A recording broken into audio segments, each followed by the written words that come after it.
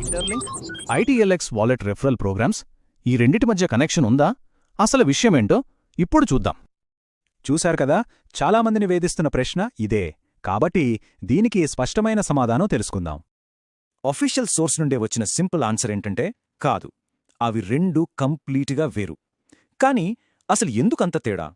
Okay, ఇప్పుడు ఆ రెండింటినీ పక్కపక్కన పెట్టి పోల్చి చూద్దాం.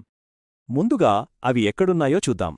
ఒకటి ఇంటర్లింక్ యాప్ లోపల ఉంటే, ఇంకొకటి ఐటీఎల్ఎక్స్ వాలెట్ ప్లాట్ఫామ్లో ఉంటుంది. వాటి ఉద్దేశాలు కూడా వేర్వేరు. ఇంటర్లింక్ ఏమో యాప్కి సంబంధించిన రెఫరల్స్ కోసం, ఐటీఎల్ఎక్స్ వాలెట్ దాని లాంచ్ క్యాంపెయిన్ కోసం. అంటే వాటి రోల్స్, స్కోరింగ్ విధానాలు, ఫీచర్స్ కూడా వేరువేరుగా ఉంటాయన్నమాట. సో ఇక్కడ మనం గుర్తుంచుకోవాల్సిన కీలకమైన పాయింట్ ఏంటంటే, ఇవి రెండూ టోటలీ ఇండిపెండెంట్ ప్రోగ్రామ్స్ అని. సరే, ఈ రెండూ వేర్వేరవడం వల్ల యూజర్స్కి ఏంటి ఉపయోగం? అసలు దీని అర్థమేంటి? ఇక్కడున్న ముఖ్యమైన విషయం ఏంటంటే, ఒక సిస్టంలోని ప్రోగ్రెస్ ఇంకో సిస్టమ్ మీద అస్సలు ప్రభావం చూపదు. అంటే ఇంటర్లింక్ యాప్లో చేసిన రిఫరల్స్ అక్కడే ఉంటాయి, అలాగే ఐటీఎల్ఎక్స్ వాలెట్ రిఫరల్స్ సెపరేట్గా ట్రాక్ చేయబడతాయి.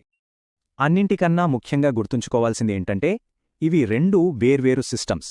వాటి రూల్స్, రివార్డ్స్ కూడా వేరే. మరి ఈ రెండిటి నుండి బెనిఫిట్స్ పొందాలంటే ప్రతిదానిలో విడివిడిగా పార్టిసిపేట్ చేయాల్సిందే.